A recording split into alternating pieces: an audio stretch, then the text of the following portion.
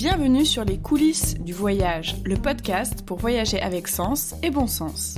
Je suis Laura, co-autrice du blog Les Globe Blogueurs. Depuis 6 ans, j'y raconte mes voyages à travers le monde et je tisse des liens avec une formidable communauté de voyageurs. Chaque jour, je reçois des questions en lien avec les aspects pratiques du voyage et j'ai décidé d'y répondre dans ce podcast. Je partagerai donc toutes mes ressources, mes astuces et mes bons plans que j'ai glanés au cours de mes 15 dernières années de voyage, que ce soit en solo, en amoureux ou en famille.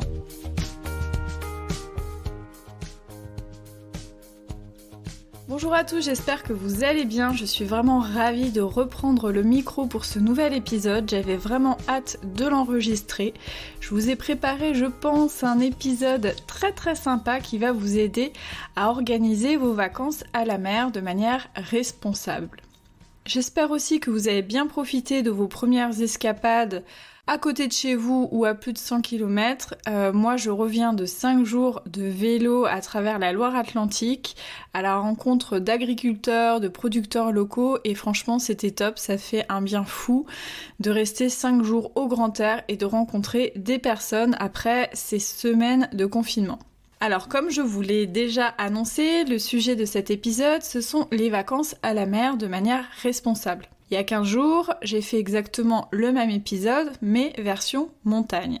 Et si j'ai le temps, je ferai aussi une version campagne. Voilà, comme ça, vous serez au complet. Et pour cet épisode, pas d'intro à rallonge, je commence dès maintenant. Chaque année, les Français plébiscitent majoritairement les vacances à la mer en été. Et je pense que cette année ne va pas déroger à la règle. Alors bien sûr, au programme, il y a de la farniente, des baignades, des barbecues à rallonge et plein d'autres choses encore. Cependant, il faut savoir que l'afflux des visiteurs sur le littoral, les pollutions que cela peut engendrer, les déséquilibres aussi qu'il peut y avoir à cause de cette fréquentation, posent de nombreuses questions. Et c'est pourquoi j'avais envie, tout comme je l'ai fait pour la montagne, de vous parler de nombreuses initiatives qui permettent de réduire son impact et de profiter de la mer durablement. Je précise dès maintenant que toutes les ressources que je vais énoncer, et qui sont assez nombreuses, se retrouveront bien sûr dans la retranscription de l'épisode sur mon blog lesglobeblogueurs.com. Donc vous pourrez retrouver tous les liens, donc ne vous inquiétez pas. La première étape pour voyager à la mer en été de manière durable, c'est de choisir une destination ou une station balnéaire la plus éco-responsable possible. Alors vous allez me dire, oui, mais comment on fait ? Alors justement, tout comme je l'ai fait pour la montagne, je vais vous donner quelques exemples de labels, d'outils ou de critères qui peuvent être des repères et des aides à la décision quand vous allez devoir choisir un endroit plutôt qu'un autre. Premier conseil que je peux vous donner, c'est déjà d'éviter les lieux, les littoraux, les stations balnéaires qui sont déjà surfréquentées. Celles où on sait que l'été c'est l'enfer, qu'il y a déjà trop de monde et que cela pose déjà beaucoup de problèmes. Donc vous pouvez déjà penser à ce critère-là. Et en plus, au-delà de l'aspect écologique, je pense que c'est quand même beaucoup plus agréable quand on n'est pas amassés les uns sur les autres sur la plage. L'autre critère que vous pouvez prendre en compte, c'est le label Pavillon Bleu. Donc c'est un label qui a été créé par Terragir et qui est décerné aux communes et ports de plaisance qui développent une approche touristique durable sur leur territoire. Concrètement, cela signifie que de nombreuses actions sont mises en place pour réduire les impacts touristiques. Donc bien sûr, il y a la question des tri des déchets, des actions de sensibilisation à l'environnement, des projets pour préserver la faune et la flore, etc., etc. Ce label garantit aussi qu'il y a une bonne qualité environnementale, tout particulièrement concernant l'eau. Et aussi, dans les ports de plaisance, cela se traduit par des actions évitant les rejets dans le milieu naturel, la récupération des eaux usées et des déchets spécifiques. Si vous avez un iPhone, vous pouvez télécharger l'application Pavillon Bleu 2019 pour retrouver facilement l'ensemble des destinations bénéficiant de ce label en France. Sinon, vous pouvez également retrouver cette carte sur leur site internet. Le troisième critère que vous pouvez regarder également, qui peut vous aider à prendre une décision, c'est le label Station Verte. J'en ai déjà parlé dans l'épisode sur la montagne. Ce label, en fait, il concerne les communes de moins de 10 000 habitants qui développent une offre touristique éco-responsable de proximité. Donc il y a tout un ensemble de cahiers des charges qui comprend 24 critères à respecter. Donc ça va de l'aménagement du territoire à l'offre de loisirs en passant par l'écologie, etc., etc. Ce label, il valorise aussi les spécificités locales de chaque territoire, un lien avec le patrimoine environnement, naturel, culturel et les initiatives durables. Donc c'est vraiment, je pense, un label très intéressant à regarder pour choisir sa station balnéaire. J'avais également envie de vous parler du label Grand Site de France. Alors c'est pas forcément un label qui va vous permettre de choisir votre destination, parce qu'il en existe assez peu finalement qui concernent le littoral en France, mais je trouve que c'est un label intéressant à regarder pour plusieurs raisons. Donc il a été mis en place par l'État et il concerne des sites classés avec un patrimoine naturel et ou culturel particulièrement emblématique en France. Donc on en compte à peu près une vingtaine sur tout le territoire et il y a plusieurs sites comme notamment la baie de Somme, les Deux Caps, le Cap Sizun, la Pointe du Raz et le Cap Fréhel qui se situent sur des territoires littoraux. Pour obtenir ce label, il faut mettre en place de nombreux aménagements et des démarches qui répondent à une charte commune et à un ensemble de valeurs de développement durable. En ce sens-là, c'est déjà un label intéressant. Ensuite, ce qui est intéressant aussi, c'est que le territoire s'engage à respecter ce qu'ils appellent l'esprit des lieux, c'est-à-dire à favoriser une visite qui respecte la sensibilité du paysage. Alors forcément, si vous me connaissez un petit peu, vous savez que ça me parle énormément. Ce qui est intéressant dans cette démarche-là, c'est que ça concerne des sites qui sont souvent avec une forte notoriété et donc une forte fréquentation. Et ce label vise, en tout cas les actions qui sont mises en place dans le cadre de ce label, visent à allier fréquentation touristique et préservation du patrimoine. Ces sites-là mettent vraiment en place des moyens de préservation dynamique qui incluent toutes les dimensions du territoire. Donc ils mettent pas le paysage sous cloche, ils essayent vraiment d'avoir une approche globale pour prendre en compte les interactions avec les habitants et les visiteurs. Les questions d'accueil et de partage sont aussi au centre de la démarche. Dans les grands sites de France, on privilégie aussi une approche de slow tourisme, le lien social et l'émotion. Par exemple, dans la baie de Somme ou dans le site des Deux Caps, dans le Nord, il y a de nombreuses initiatives qui permettent de découvrir les lieux sans voiture, de prendre son temps et de s'imprégner des paysages. Donc je trouve que ce sont des démarches intéressantes, donc n'hésitez pas à aller regarder le site et à vous imprégner de cette belle philosophie. Enfin, lors de vos vacances à la mer, vous pouvez aussi regarder si la zone où vous séjournez fait partie d'une aire protégée ou d'un parc naturel marin. Tous ces espaces sont soumis à des règles particulières pour répondre à des enjeux spécifiques.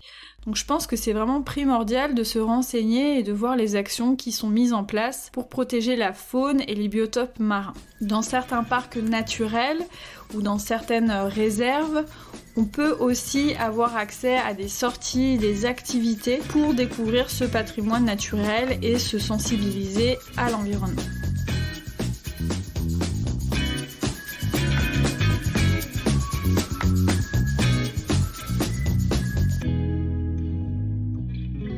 Après le choix de la destination vient celui de l'hébergement. Alors vous le savez peut-être, j'ai fait un épisode entier sur comment choisir un hébergement durable en France et à l'étranger, donc je vais pas tout redire ici. Vous pourrez aller consulter la retranscription de l'épisode ou écouter carrément l'épisode, c'est encore mieux. Mais je vais vous donner des ressources supplémentaires sur ce sujet-là et qui sont spécifiques au littoral et aux vacances à la mer. Qui dit vacances à la mer dit souvent camping. Alors j'ai eu envie de vous donner des ressources pour trouver des campings éco-responsables plus facilement. Alors tout d'abord, vous pouvez aller sur le site de la Clé Verte et sur celui de Vacances Vertes. Ce sont deux sites distincts que j'avais déjà mentionnés dans mon podcast sur l'hébergement. Et ce qui est intéressant sur ces sites, c'est que vous pouvez cocher les critères camping et des options bord de mer. Comme ça, vous pouvez assez facilement trouver les campings éco-responsables en bord de mer. Donc très pratique. Vous pouvez aussi regarder sur le site Camping France qui a une section camping écolo. Donc là, après, il vous reste plus qu'à trouver ceux qui sont au bord de la mer dans la région que vous avez choisie. Et enfin, vous pouvez également regarder du côté des campings Utopia. Donc Utopia, c'est une chaîne de camping qui a vraiment une démarche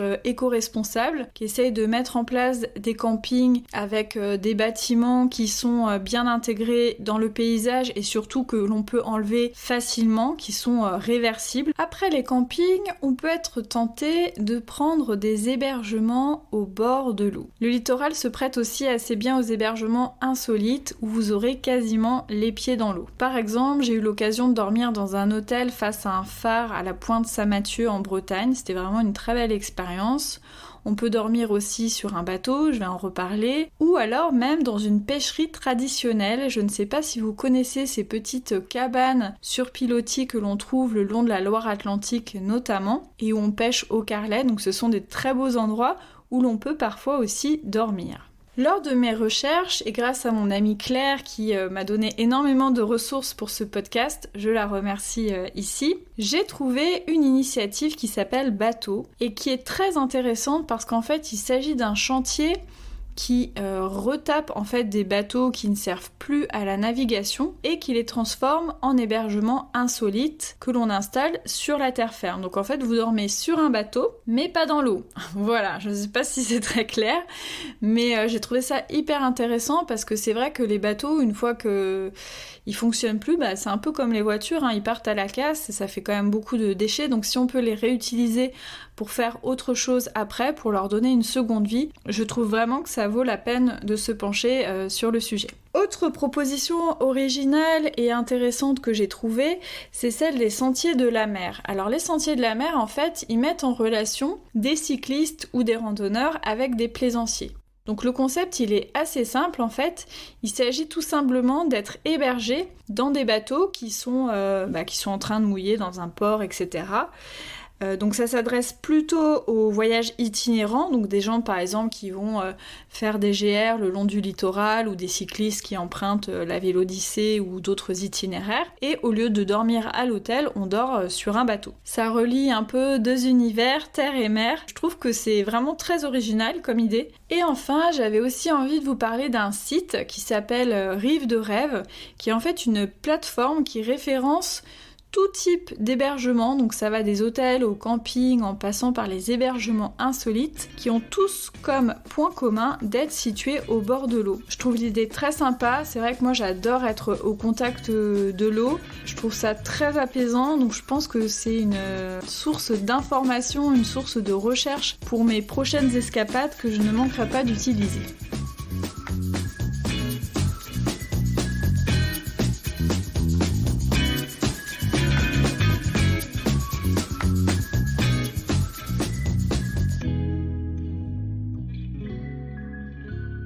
Dans la troisième partie de cet épisode, je vais aborder la question de l'écomobilité. Tout comme les vacances à la montagne, la question des transports est cruciale quand on veut réduire son impact écologique pendant ses vacances. Je vais donc partager ici des informations spécifiques pour privilégier l'itinérance douce en bord de mer. La première question que je me suis posée, c'est est-ce qu'on peut partir à la mer sans voiture ? Voilà, je sais qu'il y a de nombreux Parisiens ou de nombreux citadins qui habitent dans des grosses villes qui n'ont pas de voiture, c'est mon cas. Et puis même si j'avais une voiture, de toute façon, je n'aime pas conduire, même si j'ai le permis. Donc voilà, comme ça, c'est réglé.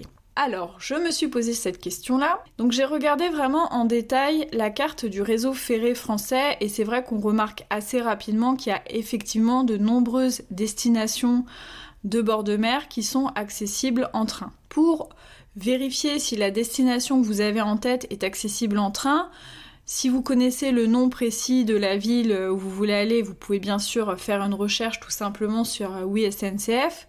Sinon, vous pouvez aussi aller regarder les sites régionaux du TER. Les TER fonctionnent par région, donc par contre ce qui est embêtant c'est qu'il faut vraiment regarder les sites un à un. Pour voir aussi si votre destination est accessible facilement en transport en commun, vous pouvez aller tout simplement consulter les sites d'office de tourisme à la rubrique comment venir, comment se déplacer, etc. Souvent, il y a des explications très claires concernant les modes de transport possibles. Sur les sites aussi des différentes régions françaises, vous pouvez retrouver toutes les offres concernant les cars ou les bus régionaux qui peuvent parfois faire le relais entre des gares et d'autres lieux de villégiature. Donc ça, je vous invite à aller regarder aussi parce que finalement, parfois, on pense que c'est pas accessible alors qu'en fait, il y a quand même des bus ou des cars. Alors parfois, ils sont pas hyper fréquents, mais il suffit de s'organiser et on peut très facilement aller à la mer. Par exemple, à partir de Nantes, c'est très facile d'atteindre le littoral atlantique. Il y a de nombreuses gares, que ce soit au Croisic, à Pornic, etc. Et puis pour les autres plages, les autres destinations, il y a énormément de cars ou de bus qui partent depuis Nantes. On peut même rejoindre par exemple l'île de Noirmoutier à partir de Nantes, juste avec un car de porte à porte, ça se fait très bien. Une autre région qui a beaucoup développé le tourisme sans voiture, c'est la région Bretagne. Elle a développé vraiment un projet assez ambitieux qui associe les différents acteurs des transports et du tourisme pour vraiment favoriser des séjours en totale écomobilité. Donc pareil, je vous invite à aller regarder leurs offres de séjour sans voiture. Ça peut être vraiment très pratique à la fois pour un week-end ou pour des vacances. Les grands sites de France également, que j'évoquais juste avant, mettent en place des actions pour laisser sa voiture au parking. C'est le cas par exemple en baie de Somme, entre l'accès en train et ensuite les nombreuses pistes cyclables. Il est vraiment très facile d'organiser son séjour sans voiture. Qui dit mobilité douce dit aussi marche à pied, donc on a de la chance en France, on a énormément de sentiers de randonnée et notamment il y a une grande partie du littoral dans le nord et l'ouest qui est bordée par différents GR, donc ce sont les grandes randonnées que l'on peut parcourir selon ses capacités. Vous pouvez en plus retrouver tous ces itinéraires et toutes les informations pratiques sur le site qui est dédié aux GR en France. Sur le littoral, il y a aussi énormément de propositions, de balades, de randonnées pour découvrir le paysage d'une manière classique ou plus originale. Donc je vais vous donner un petit exemple. Il s'agit des balades qui sont proposées par la Mermonte dans le golfe du Morbihan. Donc eux, ils proposent des sorties de pêche à pied et de ramassage d'algues, mais aussi des ateliers pour apprendre à les cuisiner. Donc là, on allie à la fois sortie nature et sortie gastronomique, gourmande. Alors je profite de cet exemple de ce prestataire donc qui s'appelle la Mermonte, qui fait partie des acteurs du parc naturel régional du golfe du Morbihan, pour vous parler de la marque Valeur Parc. Donc la marque Valeur Parc, c'est une marque qui garantit le respect de nombreux critères écologiques et sociaux qui est défini par les parcs naturels régionaux. Donc elle est attribuée à certains prestataires qui se situent dans des parcs naturels régionaux et qui répondent à tout un tas de critères définis par la Fédération des parcs naturels régionaux. Donc je trouve que c'est un indicateur intéressant parce qu'il est gage à la fois de qualité, de sens et d'éthique. Donc voilà, c'était une petite parenthèse. Je serai amenée très très vite à vous en reparler un petit peu plus en détail. Pour donner du sens également à vos balades, vos randonnées sur le littoral, vous pouvez vous impliquer dans la protection de l'environnement. Alors je pense à toutes les actions qui allient à la fois balade sur la plage et ramassage des déchets. Il y a de nombreuses associations de préservation de l'environnement qui proposent ces sorties-là régulièrement. Je vous en ai mis quelques-unes dans la retranscription de l'épisode. Vous avez aussi de nombreuses possibilités de faire des randonnées dans lesquelles vous allez participer à des recherches scientifiques. Donc on appelle cela les sciences participatives. Il y a un site notamment qui s'appelle Biolite qui liste de manière assez claire de nombreuses actions pour faire des observations lors de vos balades sur la plage et partager vos résultats. Donc vous pouvez choisir votre action en fonction du degré de difficulté et de la zone d'observation. Donc ce qui est intéressant, c'est que chaque action est reliée à une fiche d'observation et une fiche pédagogique pour vous aider dans votre démarche. Ça peut être par exemple des observations sur les algues, sur les animaux présents dans les petits rochers, sur les laisses de mer, etc. etc. Donc Ce qui est génial dans ce genre de démarche, c'est qu'on apprend en même temps qu'on aide les scientifiques. J'ai jamais eu l'occasion de le faire, j'ai vraiment découvert ce type de balade récemment. Donc c'est des choses qu'on fait en autonomie, on n'a pas besoin forcément d'être accompagné. Je trouve que ça donne un sens et un but aussi intéressant à nos balades. Vous avez également le site de Plage Vivante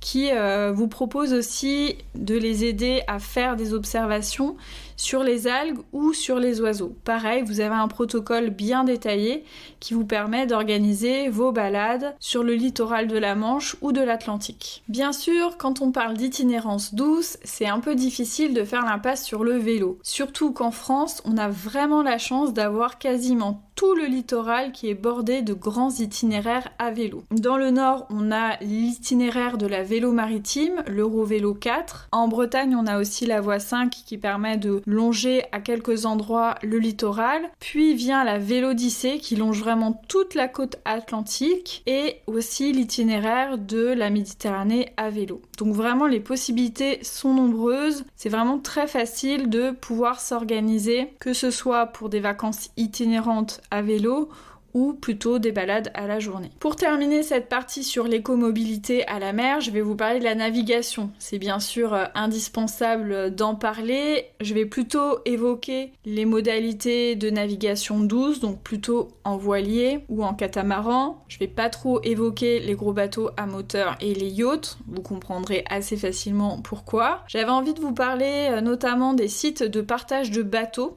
Donc il y a pas mal d'initiatives qui se sont développées là-dessus. Il y a notamment Vogue avec moi. Donc c'est un site qui met en relation des propriétaires de bateaux avec des équipiers potentiels pour naviguer ensemble. On peut comparer ça à une forme de bateau stop, de covoiturage. Donc les propositions, elles vont de la sortie à la journée jusqu'aux grandes traversées. Donc voilà, si vous avez le pied marin, envie d'expérimenter ça, vous pouvez aller jeter un petit coup d'œil. Si vous avez déjà une expérience en navigation mais que vous n'avez pas de bateau, vous n'avez pas envie d'investir dans un bateau, c'est intéressant de regarder du côté de la location de bateaux entre particuliers. Donc il y a notamment le site Samboat ou Click and Boat qui propose cela. Si vous n'avez aucune expérience dans le nautisme, pas de panique, il reste encore l'option des bateaux sans permis. Alors moi je connaissais ça plus sur les rivières, mais c'est aussi possible en mer. Souvent c'est des bateaux qui peuvent aussi être électriques ou solaires. Par exemple sur la Côte d'Azur, il y a Solarboat qui propose ce genre d'initiative, donc vous pouvez aussi vous renseigner de ce côté-là.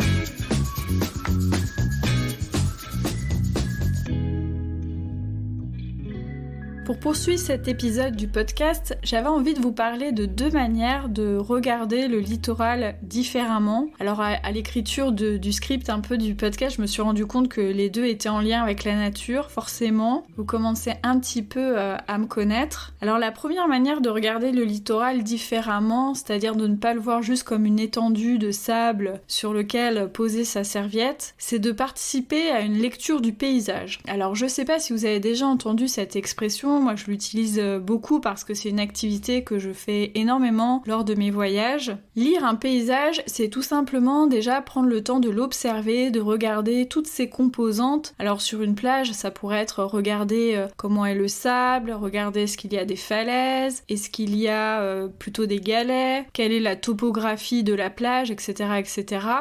Vraiment regarder tous les détails et essayer de comprendre comment ils interagissent les uns et les autres, comment cette plage a été façonnée peut-être des fois par l'homme, quelles interactions il peut y avoir entre ce littoral et l'arrière-pays. Et quand on n'est pas forcément habitué à regarder la nature, à lire les paysages, ça peut sembler un petit peu incongru ce que je suis en train de dire. Et parfois on peut avoir besoin d'un guide pour justement attirer notre attention sur des détails et surtout nous fournir des informations qui ne sont pas forcément lisibles au premier coup d'œil. Pour vous donner un exemple, alors c'était pas en France, c'était au Portugal, en Algarve, j'avais participé à une randonnée géologique. Donc j'étais avec un guide spécialisé en géologie et au-delà des sublimes panoramas, parce que c'était vraiment très très beau, il y avait des criques, des falaises, des pierres de différentes couleurs, le guide nous a vraiment expliqué comment le paysage que je voyais aujourd'hui s'est construit au fur et à mesure des siècles, en quoi par exemple cette roche était intéressante par rapport à une autre, etc. Et ça m'a vraiment permis d'aller au-delà de la beauté du paysage et de comprendre en fait que la richesse de ce paysage, elle se nichait parfois dans certains détails. Dans la baie de Somme, au niveau du Hable d'Aule, j'ai aussi participé à une sortie nature avec une guide naturaliste, Agnès, qui était vraiment passionnante parce que voilà, c'est le Hable d'Aule, c'est un environnement qui a été façonné par les hommes pendant de nombreuses années, ce sont des longues étendues de galets, au loin on distingue des falaises, et avec Agnès, j'ai pu découvrir déjà une flore que j'aurais sûrement jamais regardée de près, qui me semblait pas forcément intéressante. Elle m'a appris pas mal de choses, j'ai pu observer aussi pourquoi les oiseaux venaient ici plutôt qu'à un autre endroit, comprendre d'où venaient ces galets, etc., etc. Donc c'était vraiment une approche à la fois sensible et scientifique du paysage qui permet vraiment de voir différemment le littoral. Ce que j'aime bien aussi dans les espaces marins, c'est d'aller à la recherche des petits animaux. Alors bien sûr, on peut aller directement sur la plage, chercher des crabes ou des petites bêtes en tout genre, mais le littoral français, c'est aussi un formidable environnement pour observer les oiseaux, et moi c'est ma grande passion d'observer les oiseaux, je pourrais faire ça pendant des heures et des heures. Donc je vous ai déniché une carte qui recense les différents spots d'observation d'oiseaux en France, qui a été élaboré par le parc du Marcanterre, qui est un parc ornithologique en baie de Somme. L'intérêt de ce parc, c'est que c'est un bon outil pour ceux qui démarrent vraiment l'observation des oiseaux. Je sais qu'il y a des gens au départ, ça les intéresse pas du tout parce qu'ils savent pas où voir les oiseaux. Des fois, les oiseaux ils sont au loin, donc ça peut être un peu frustrant. L'avantage du parc du Marcanterre, c'est qu'on voit forcément plein d'oiseaux. Il y a du matériel à disposition d'observation, des sentiers aménagés et des guides qui permettent vraiment une première initiation vraiment facilitée. Et donc sur le site du parc du Marcanterre, il y a cette fameuse carte qui recense les spots. Donc il y a des spots vraiment pour les novices, on va dire, avec des endroits aménagés, des maisons de nature, etc. Notamment comme au lac de Grandlieu près de Nantes, ou justement le parc du Marcanterre, mais aussi des spots pour, on va dire, ornithologues plus aguerris, donc ceux qui vont avoir un petit peu déjà exercé leur œil, qui savent observer les oiseaux et qui peuvent avoir du matériel d'observation. Donc vraiment, pensez à ça parce que il y a des spots d'observation un petit peu partout le long du littoral et ça peut être vraiment des endroits intéressants à découvrir. Donc je vous invite à regarder un petit peu de plus près ça et aller vous initier à l'ornithologie. Alors en France, on peut aussi voir des animaux peut-être un peu plus impressionnants qu'on s'attendrait pas forcément à voir. Je pense notamment aux cétacés. Donc il y a beaucoup d'endroits en France où on peut observer notamment des dauphins. Donc la région Bretagne est une des régions où on peut les plus facilement les observer, notamment autour de Saint-Malo et autour du Conquet, dans le parc marin de la mer d'Iroise. Il y a aussi des possibilités en Méditerranée, mais que je connais un tout petit peu moins. Donc je vous ai mis quelques exemples dans la retranscription de l'épisode, ainsi que des prestataires qui me semblent avoir une démarche éthique en la matière, et ça c'est important quand on va observer les dauphins. Ce que je vous conseillerais, c'est d'éviter à tout prix les prestataires qui proposent un peu trop vite d'aller nager avec les dauphins. Nager avec les dauphins, en général, c'est jamais trop une gage d'approche respectueuse parce que, en général, c'est quand même mieux de garder ses distances avec les animaux. Et ce que je vous déconseille encore plus fortement, c'est les delphinariums, parce que vraiment ça c'est la cata en termes d'éthique pour les animaux. Les dauphins ils sont vraiment faits pour vivre en liberté, et donc rester dans des espaces si réduits, ça me fait vraiment de la peine à voir, donc je vous invite à ne pas y aller. Autre animal qu'on peut voir aussi assez facilement en France, plutôt dans le nord de la France, entre la baie de Somme et la côte d'Opale, ce sont les phoques. Voilà, les phoques et les veaux marins. Donc la baie de Somme est très réputée pour ça. On peut aussi en voir dans le parc marin de la mer d'Iroise si on part en sortie bateau. Donc pareil, je vous ai mis toutes les infos pratiques à ce sujet-là. On avait notamment fait un guide très très précis sur les différents spots d'observation des phoques en baie de Somme. Donc voilà, si c'est quelque chose qui vous tente, n'hésitez pas à aller jeter un petit coup d'œil. Et pour terminer cet épisode, je vais faire un peu comme celui de la montagne, je vais vous donner quelques idées d'activités insolites et durables à tester lors de vos vacances à la mer.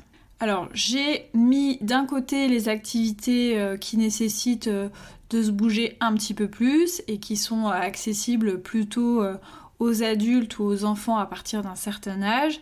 Et puis, je vous ai mis aussi quelques activités plus à destination des familles. Bien entendu, les familles peuvent aller piocher dans la première catégorie et vice-versa. Donc bien entendu, qui dit vacances à la mer dit toutes les activités en lien avec la navigation douce. Donc ça va du kayak de mer, les sorties en catamaran ou en voilier. Si vous avez l'occasion, faites-le au moment du coucher de soleil avec un petit apéro. Alors là, c'est le must absolu. Ensuite, il y a toutes les activités où il faut se mouiller un petit peu. Donc à part la baignade, vous pouvez tester le longe-côte, donc qui consiste en fait à marcher dans l'eau. Donc j'ai jamais testé, mais vraiment ça me tente énormément. A priori ça reste quand même assez sportif, même si ça a l'air facile. Après il y a toutes les variantes où en fait on fait du sport dans l'eau, donc l'aquagym, l'aquasport.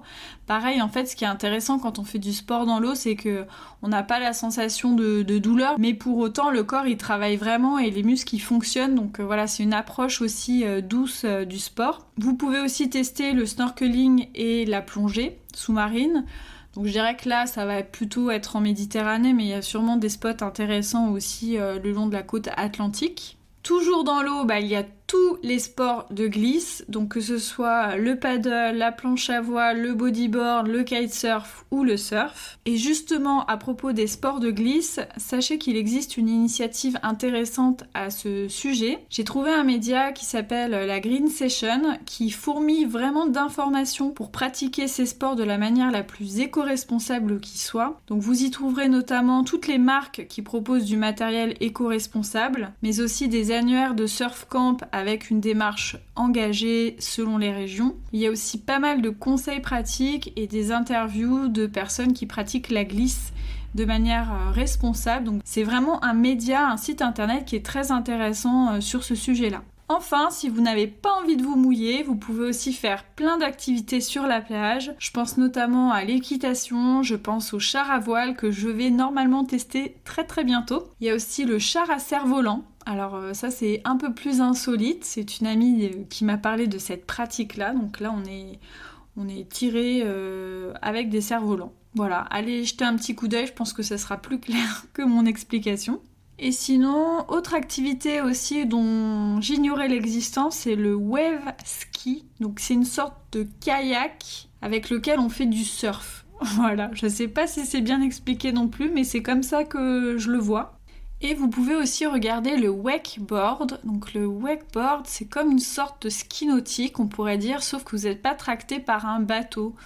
Vous êtes tracté par un système, voilà, donc c'est un peu plus écolo, on va dire, que le ski nautique. Je vous laisse regarder tout ça, je pense qu'en vidéo c'est beaucoup plus parlant. Du côté des familles, la première chose que je vous conseille de faire, c'est de regarder tout ce qui tourne autour de la découverte du littoral et du monde marin sous forme ludique. Donc pour cela, vous pouvez regarder du côté de la pêche à pied, de toutes les sorties nature qui sont organisées, que ce soit l'observation de la faune, la découverte de la lande ou des forêts en bord de mer par exemple. Vous avez aussi de nombreuses initiatives de chasse au trésor. Le géocaching aussi, j'en ai déjà parlé, mais c'est vraiment super sympa à faire avec les enfants. Il y a juste besoin d'avoir une application sur le téléphone. La mer, c'est aussi un bon environnement pour sensibiliser vos enfants aux enjeux de la planète, donc n'hésitez pas aussi à participer avec eux à des activités de sensibilisation à l'environnement. Bien entendu, vous n'échapperez pas au traditionnel château de sable. Donc si vous voulez vraiment épater vos enfants, sachez qu'il existe des festivals de châteaux de sable. Bon, ensuite le risque, c'est qu'ils vous demandent de faire pareil, donc pensez-y bien avant de les emmener là-bas. Idem pour le cerf-volant, ça plaît beaucoup aux enfants, vous pouvez le pratiquer facilement et vous pouvez aller voir les pros au festival dédié à cet art du cerf-volant. C'est très poétique. Il y en a notamment un très connu à Berck-sur-Mer, mais il y en a aussi plein d'autres le long de la côte. Dans l'eau, à partir de 3-4 ans, au-delà de la baignade, sachez que vous pouvez aussi faire du snorkeling grâce à une bouée transparente qui permet de voir sous l'eau. C'est un accessoire que j'ai testé avec Elio et qui est vraiment super en attendant que votre enfant soit à l'aise avec un masque et un tuba. Et bien sûr, il y a toutes les activités sportives qui peuvent être adaptées aux enfants à partir d'un certain âge. Donc, j'ai appris il n'y a pas très longtemps qu'on pouvait commencer un peu à s'initier au surf à partir de 5 ans. J'avoue que j'ai assez hâte de voir mon petit bout de chou tenter cette pratique-là. Je ne sais pas si ce sera possible cette année, mais ça doit être vraiment trop chou de les voir en combi.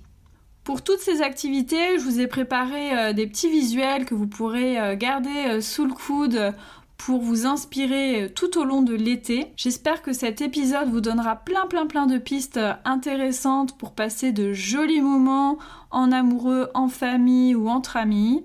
Je suis vraiment très contente d'avoir pu faire ce nouvel épisode. J'ai eu beaucoup de plaisir à aller glaner les informations à droite et à gauche. J'espère de tout cœur que je pourrai vous concocter un autre épisode sous le même format pour les vacances à la campagne.